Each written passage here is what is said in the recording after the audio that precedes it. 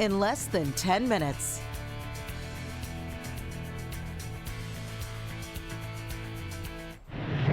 Good morning. I'm Amanda Hara at WSMV in Nashville. Former President Donald Trump has a week to turn himself into a Georgia prison after his 4th indictment. But first, he spent the day in Nashville. Take a look at this. Former president spoke at an event, a private fundraiser at the Four Seasons Hotel downtown. This is video of the plane landing at B&A.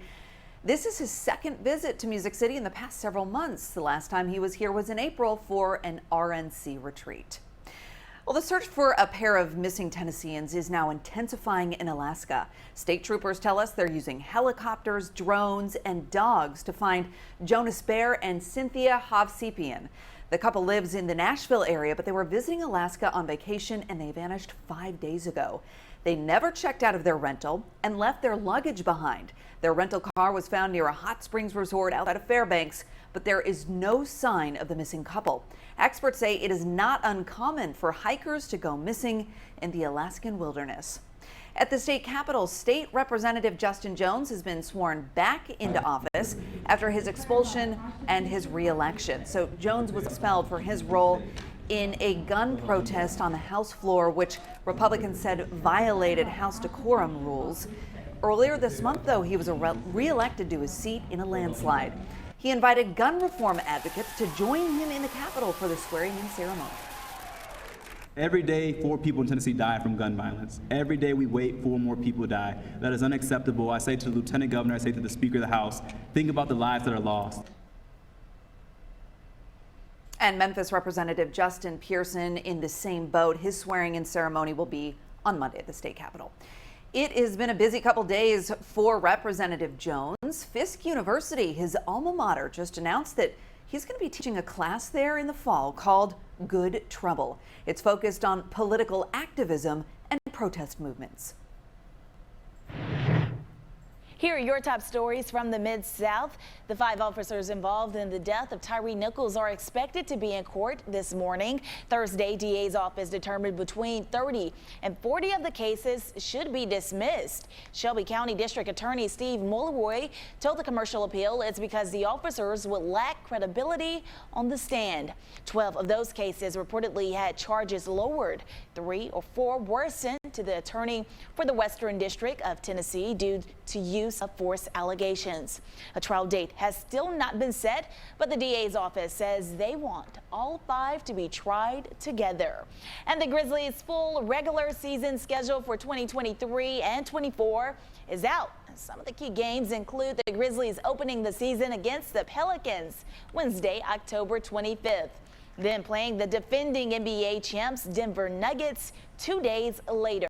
And then on November 22nd, they face Dillon Brooks for the first time. And December 15th, Dillon Brooks making his return back to the Bluff City. And on Tuesday, December 19th, Ja Morant is eligible to come back after serving a 25-game suspension.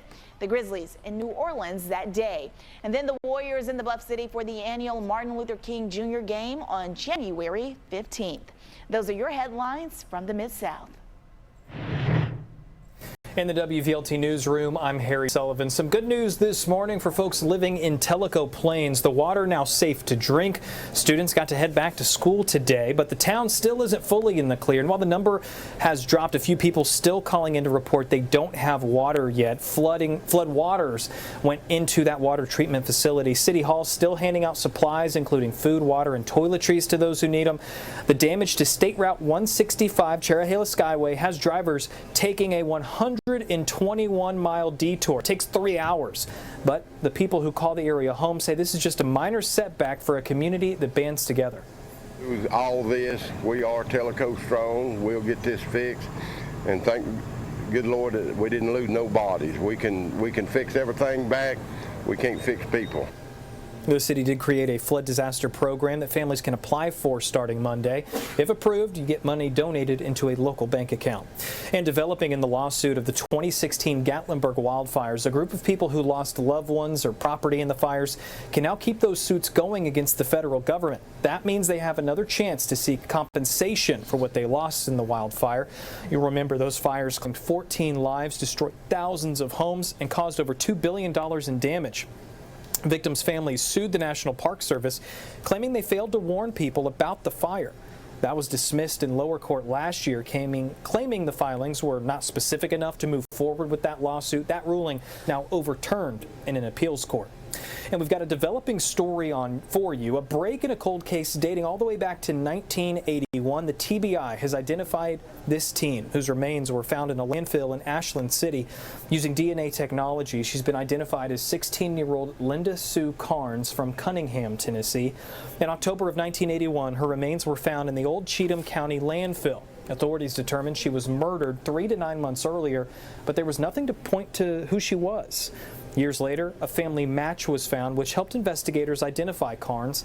This investigation is nowhere close to being complete. The TBI now asking anyone who has any information that could help solve this case to call 1-800-TBI-FIND. And the future Flat Rock Motorsports Park in Cumberland County taking some big steps towards completion. Crews started paving the 3.5-mile Motor Club track yesterday. The nearly 800-acre racetrack itself is going to act more or less like a country club for racers. Flat Rock intends on hosting some big races, hopefully something along the lines of NASCAR, IndyCar. They're going to have concerts, you name it, out there in Cumberland County. In the WVLT Newsroom, I'm Harry Sullivan. Those are your top stories across East Tennessee.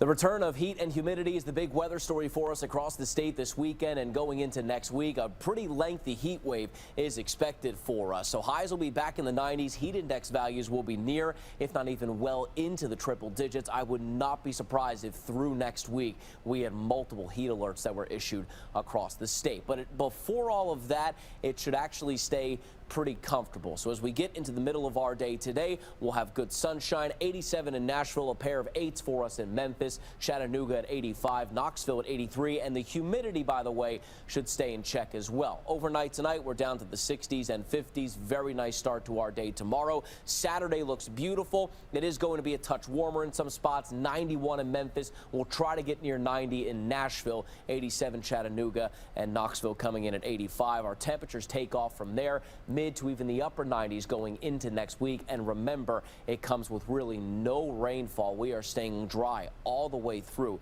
it looks like, all of next week. All right, Stefano, thanks. That's a look at your news and weather across the state of Tennessee. Thanks for joining us for Tennessee in 10. I'm Amanda Hara.